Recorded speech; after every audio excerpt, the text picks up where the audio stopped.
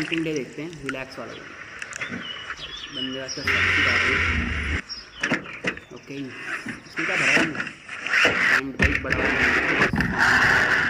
Okay freeze है और क्या गाड़ियाँ चलते हैं यहीं से भी सुंदर लग रहा है।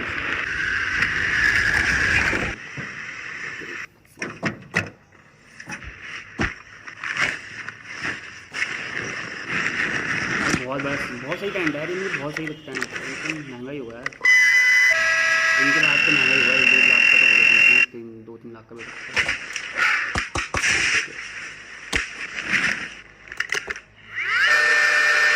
वो बना देगा बेड। मस्त बेड है ये, नहीं जाना नहीं है ये तो गरीबी चल रही है प्लेन है। ओके अकेले तो नहीं आया सारी बीवी पक्का हो गई, मैंने नाइट कैंपिंग करनी है अकेले तो